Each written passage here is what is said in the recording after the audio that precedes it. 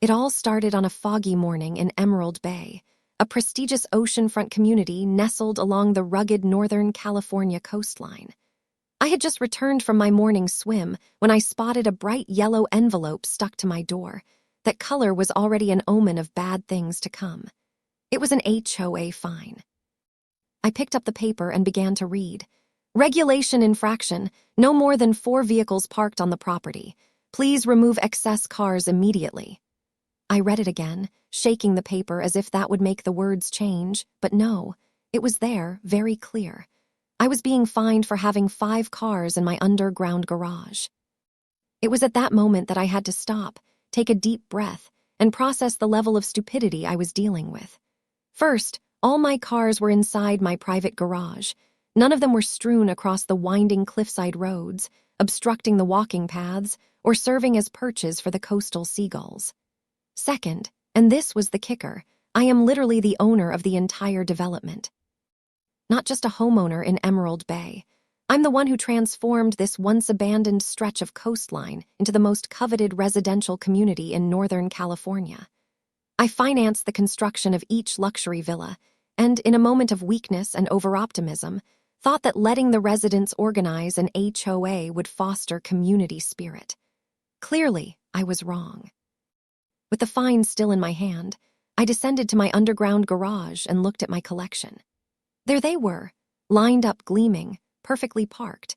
A Range Rover for coastal expeditions, a Bentley for high-profile client meetings, a Ferrari for when I wanted to play the irresponsible millionaire, a Tesla for when I pretended to be ecologically conscious, and a restored 1967 Mustang just because I like to spend money unnecessarily. 5 cars, all in my private garage, and somehow that was a problem. But the best was yet to come. The fine was signed by the president of the HOA, Karen, accompanied by a footer stating that repeat offenses could result in legal action and even auction of the property. Auction of MY property in the development I own. If that isn't the pure definition of arrogance mixed with a power disorder, I don't know what is. I took a deep breath, trying to decide what my reaction would be. Throw the fine in the recycling bin and pretend nothing happened. Find out how far this woman was willing to go with her antics. I've never been one to shy away from a good fight, especially when the Pacific Ocean views from my cliffside mansion reminded me daily of what I'd built here. The next day, I made a point of taking a walk around Emerald Bay, noticing the selective enforcement of rules that this woman loved so much. I saw poorly maintained drought-resistant landscaping, houses with unapproved window treatments, paddle boards left on private beaches. But somehow, my private underground garage was the big problem. And do you want to know the icing on the cake? While I was walking to the HOA office to address this absurdity, guess who had 2 cars parked on the narrow cliffside road, partially blocking access to a fire lane? Karen herself. It was official. I was about to have a lot of fun with this situation. I could have ignored the fine, but where was the fun in that? After all, if someone wants to play at being the boss, the least we can do is show them that they're not the boss of anything. So I marched into the HOA office with the fine paper in my hand and a little smile, as if I knew I was about to watch someone hang themselves with their own arrogance. The HOA office was one of those pretentious spaces inside the community clubhouse, a place that was supposed to be used for wine tastings and yoga classes, but which the queen of bureaucracy had turned into her private fortress. When I got there was a young receptionist scrolling through her phone as if she were waiting for her latte at Starbucks. "I need to speak to Karen," I said firmly. She didn't even look up. "Do you have an appointment?" Oh, so now I needed an appointment to speak to my own employee. Interesting. "Tell her the owner of Emerald Bay is here." The girl finally took her eyes off her phone and blinked a few times, looking confused. "What's that?" "That's right, the owner of the entire development. Can you tell her?" She quickly got up and disappeared behind a frosted glass door, while I stood there looking at the leaflets about permitted native plant species and approved exterior paint colors, as if we were living in some coastal elite dystopia. After a few minutes, the door opened again, and in she came, walking as if she were the governor of California, arms crossed, nose held high, and that look on her face of someone who doesn't accept being contradicted under any circumstances. "Oh, it's you," she said with a dismissive tone. "Yes, it's me." She leaned against the reception desk, analyzing me as if she were about to teach me a moral lesson. "If you're here about the fine, I hope you've come to pay it." At that moment, I almost laughed, but I decided to hold back and enjoy the scene until the end. "Actually, I'm here to understand how you came to the brilliant conclusion that you can find me in my own development." She frowned as if I were speaking Sanskrit. "The rules are for everyone, without exception." "Interesting. And who approved this rule banning more than 4 cars in a garage?" She straightened up, trying to keep control of the conversation. "It was voted on by the HOA board like all the rules, and I, as president, ensure that they are enforced." "Right. And did you read the Emerald Bay founding contract?" She blinked. "The founding contract?" "The document that establishes the HOA." She rolled her eyes. "I don't see how that's relevant." "Oh, I think it's very relevant. Because according to this contract, all the rules approved by the HOA need to be validated by the owner of the development." The silence that followed was delicious. The realization began to dawn on her. Her eyes blinked rapidly, her posture shifted slightly, and I saw her mind trying to connect the dots. "You are saying that?" "Exactly. I own Emerald Bay. I created it. I set the original rules. And as much as I allowed an HOA to be formed, any new rules need my approval. And guess what? I never approved that one." She went pale. She tried to mumble something, but the only thing that came out was a choke of indignation. I leaned forward a little, enjoying every second of it. "So tell me, Karen, who exactly do you think has the authority to find me on my own property?" She opened and closed her mouth a few times, looking like a sea lion out on the rocks. But to my surprise, instead of admitting her blunder, she doubled down. "That doesn't change anything. The HOA has the autonomy to establish regulations and ensure order in the community." "And where exactly does it say that the HOA can seize a property owner's home?" She swallowed. "Well, we have legal means." "What means?" "Because I reviewed every clause of the bylaws before approving this HOA, and I can assure you that there is no provision within Emerald Bay that forces me to sell or auction my property." She began to tremble slightly, but still clung to her pose of superiority. "You're disrespecting the community." I let out a short laugh. "Disrespecting the community? I'm the only one here who follows the rules. Meanwhile, your SUV is parked right out front blocking a fire lane. Do you want me to call the fire marshal?" It was the first time I saw fear in her eyes. By now, the receptionist was watching the scene as if it were an episode of Real Housewives of Emerald Bay. I was savoring every second of it, but I wasn't finished yet. I took my cell phone out of my pocket and started scrolling the screen as if I were looking for something.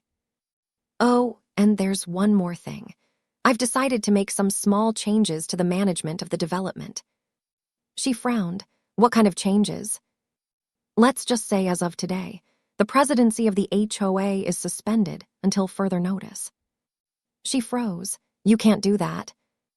"Actually, I can. Because as the owner of Emerald Bay, I have veto power over any decision the HOA makes, including temporarily dissolving the board while I audit the rules that were implemented without my approval." She went red, white, then red again. "That's an abuse of power." "Karen, darling," I smiled. "If there's anyone here abusing power, it's definitely not me." And with that, I got up and left the office, leaving her standing there, probably about to explode. But I knew it wasn't over yet. A person like her doesn't accept losing without trying one last desperate attack, and I'd been waiting for that. As I was walking back to my house, I noticed a man leaning against the guardrail overlooking the ocean.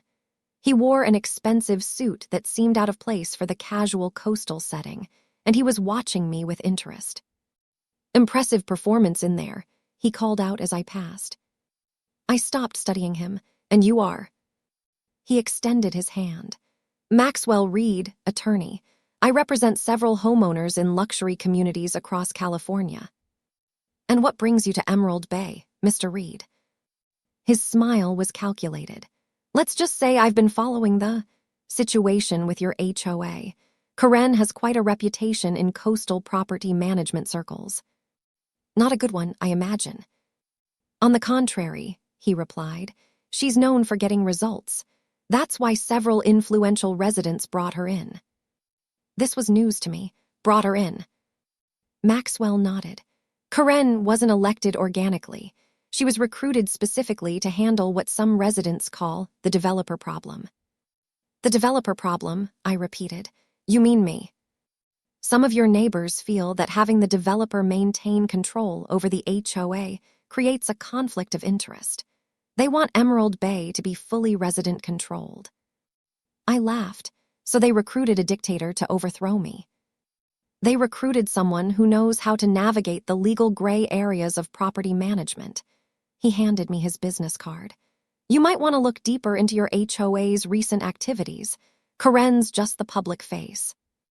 As Maxwell walked away, I realized this battle was bigger than just one power-hungry HOA president.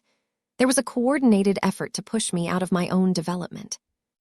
I knew it wasn't going to end easily. Karen wasn't the type to accept losing, even less so when that defeat involved being publicly unmasked and reduced to a mere spectator in her own power play. So I was just waiting for the inevitable desperate attack, and as expected, she didn't disappoint. 2 days after my little announcement that the HOA presidency was suspended, the woman came charging back. I already knew something was up when I woke up to find a group of neighbors whispering on the coastal walking path in front of my house. "Have you seen the email from the HOA?" One of them asked me with an expression like he'd just witnessed a yacht crash. "No, should I?" He looked away and whispered, "She's saying you've been deposed as owner." It took me a whole second to process the level of insanity in that sentence. The neighbor opened his cell phone and showed me the email. It was an official statement from the HOA, signed by Karen herself, saying that the original owner of Emerald Bay had been removed for disagreement with the principles of the community. In other words, according to her, I no longer owned anything. Need I say that I started laughing? Not a normal laugh, a laugh of pure disbelief, almost hysterical because you see, until then I'd thought this woman was just an insufferable control freak, but now she was delusional to the point of organized crime. And the best was yet to come. The email called for an extraordinary meeting to discuss the new management of Emerald Bay, now that ownership had returned to the community. Now tell me, what was I going to do? Of course I was going to show up. The meeting was called for that very evening in the oceanfront clubhouse. Curiosity in the development was so high that practically everyone showed up, including residents who had never bothered to go to an HOA event in their lives. Karen was there, standing at the front of the room with her Lady Justice posture, holding a stack of papers, and talking to some of the more influential residents. She was clearly preparing to make a big speech, perhaps hoping to emerge as the new absolute queen of Emerald Bay. What surprised me, however, was seeing Maxwell Reed sitting in the front row, nodding along to whatever Karen was saying. So the lawyer wasn't just an observer, he was part of this coup. Little did they know that I was about to turn their plan into a public joke. When I entered the room, the buzz increased. Some people already knew the truth, others were just there to see the circus go down in flames. Karen cleared her throat and began to speak. "Good evening, everyone. We have called this meeting to resolve a serious problem that threatens the harmony of our community." She paused dramatically, looking at everyone as if she were about to reveal a terrible crime.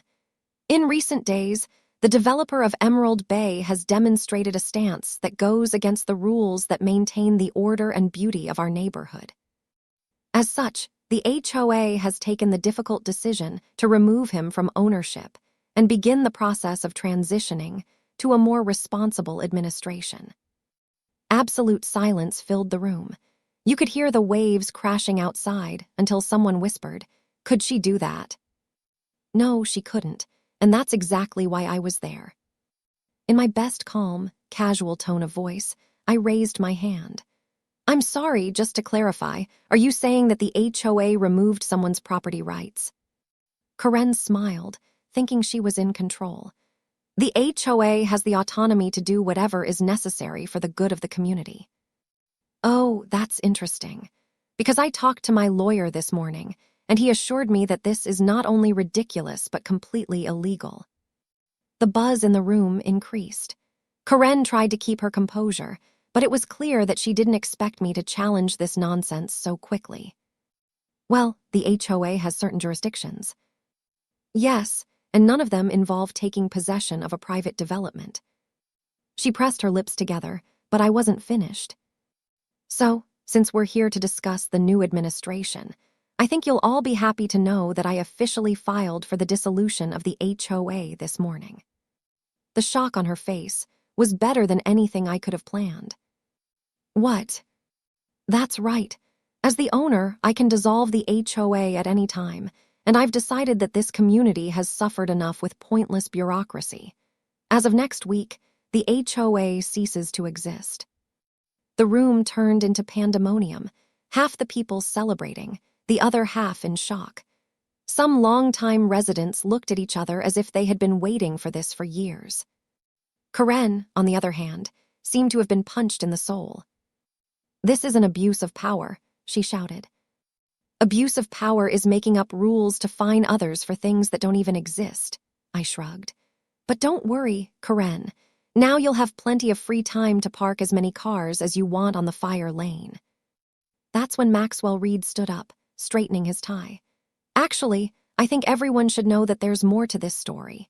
He turned to address the crowd. Ladies and gentlemen, what you're witnessing is exactly why many of you asked for help in the first place. The developer has maintained a stranglehold on this community since its inception, preventing it from becoming truly resident-governed. A murmur went through the crowd. Some people were nodding. Maxwell continued. Karen was brought in specifically because she has experience dealing with developers who refuse to relinquish control. And while her methods might seem extreme, they're necessary when dealing with someone who believes they're above the rules. I couldn't believe what I was hearing. Above the rules, I created the rules. And that's exactly the problem, Maxwell replied smoothly. You created rules that benefit you and your 5-car collection, while the rest of us deal with limited parking and restrictions that you conveniently exempt yourself from. Several residents began to nod in agreement. I realized that Maxwell had been working behind the scenes, turning residents against me. Furthermore, Maxwell added, pulling out a document, I've reviewed the founding documents of Emerald Bay, and there's an interesting clause that states once 75% of the properties are sold, governance transitions fully to the HOA. By my count, we passed that threshold 2 years ago. The room fell silent. I felt my confidence wavering. Had I missed something in my own contract? That's a creative interpretation, I said, trying to maintain composure. But it doesn't change the fact that I retain final approval on all rule changes.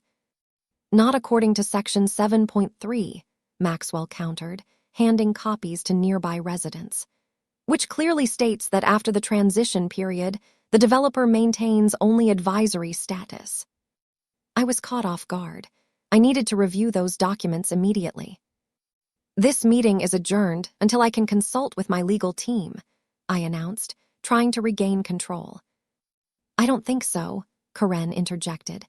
We're here to vote on the new leadership structure, and we're going to do that tonight. The room was dividing before my eyes, half standing with me, half with Karen and Maxwell. This was no longer about a petty fine. This was a full-blown community civil war. Just as tensions reached their peak, an elderly resident named Margaret stood up. She'd been one of the first to buy in Emerald Bay, and everyone respected her opinion. Before we tear this community apart, she said firmly, there's something everyone should know about Karen and her methods. All eyes turned to Margaret as she pulled out her iPad. I've been doing some research since these troubles started. Karen has been president of 3 HOAs in the last 5 years. All 3 ended in litigation, with homeowners suing over misappropriated funds. The room erupted again. Karen's face turned crimson. "That's slander," she shouted. "It's public record," Margaret replied calmly, passing her iPad around. "As is the fact that Maxwell Reed has represented her in each case, taking a percentage of the increased HOA fees as payment." Now it was Maxwell's turn to look uncomfortable. I couldn't have scripted this better myself. "Is this true?" demanded a resident in the back. Karen was sputtering, trying to regain control of the narrative, but the damage was done.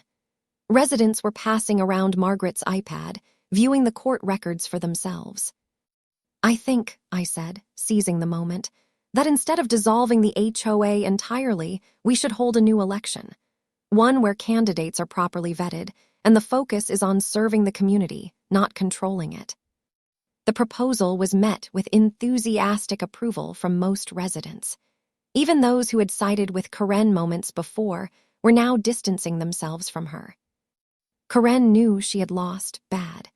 If the HOA meeting was a spectacle of public humiliation for her, the next day was the real collapse of her empire of idiotic rules. The news spread like wildfire through the cliffside villas and beachfront properties. In less than 24 hours, everyone knew that Karen was no longer in charge of anything, which meant that she no longer had control over the development, which meant that all her sacred rules had turned to dust. And above all, it meant that all the shit she'd done over the last few years was about to come back to haunt her. I was calmly enjoying my breakfast on my ocean view terrace when I heard a loud knock on my door. Here comes the outburst. When I opened it, there she was, her eyes wide, her breathing fast, her perfectly highlighted hair so disheveled that she looked like she'd fought a tsunami and lost. But contrary to what I expected, she wasn't screaming. She was shaking. "You've ruined everything." I looked at her, feigning a confused expression. "What do you mean?" "The HOA, the community, the structure.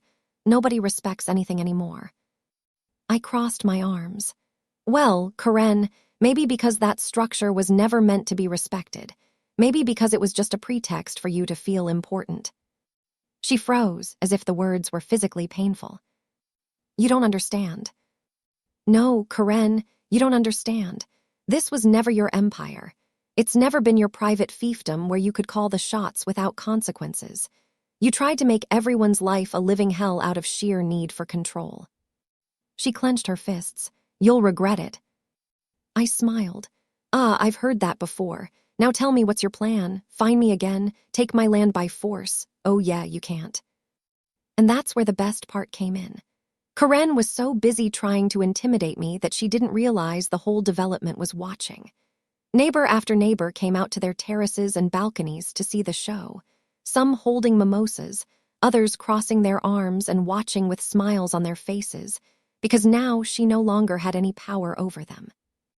And when she realized that no one feared her anymore, her expression changed.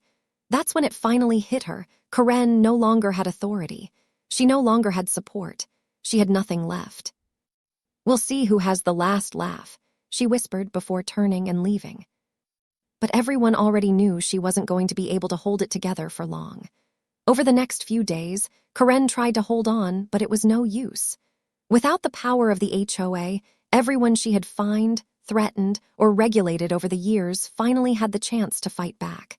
And wow, did they fight back. In less than a week, the couple in Villa 42 installed a massive sculpture garden, something she'd banned in recent years. Her next-door neighbor converted his front yard into a native plant sanctuary with a water feature that made soothing sounds all night long, sounds that drove Karen crazy. Someone put up a banner at the entrance to Emerald Bay with the words, "Community over control." But the best was yet to come. Remember how the HOA managed the community fees? Well, Karen was involved with the association's money, and when the residents decided to audit the accounts, they discovered that there were hundreds of thousands of dollars missing. That's right. Karen not only lost control of the community, she also had to answer for misappropriation of funds. One fine day, 2 sheriff's officers showed up at her door with subpoena papers. She tried to argue, she tried to shout, she tried to say it was all a mistake, but guess what? Nobody believed her anymore. And Maxwell Reed. He disappeared even faster than Karen, when the California Bar Association opened an investigation into his involvement in the scheme. Then suddenly, Karen was gone. From one day to the next, the house was empty. Karen took her things and left, and we never heard from her again. Over time, things returned to normal. Without Karen's iron fist, the HOA transformed into what it should have been all along, a group of neighbors working together to maintain their beautiful coastal community. If someone had a problem with their neighbor, they spoke to them directly. If a house needed maintenance, people helped each other. And do you know what happened? Emerald Bay didn't turn into chaos. It didn't become an uncontrollable mess. In fact, everything got better. Margaret, the resident who had exposed Karen's past, was elected as the new HOA president. Under her leadership, the focus shifted from petty rule enforcement to community enhancement, improving the walking paths, organizing beach cleanups, and hosting events that brought neighbors together. As for me, well, I still have my 5 cars in the underground garage, and every time I look at them, I give a little smile and think, it was worth every second. But more importantly, I learned a valuable lesson about the community I'd built. It wasn't just a collection of luxury homes perched on a cliff. It was a group of people who, when given the chance, could govern themselves with fairness and common sense.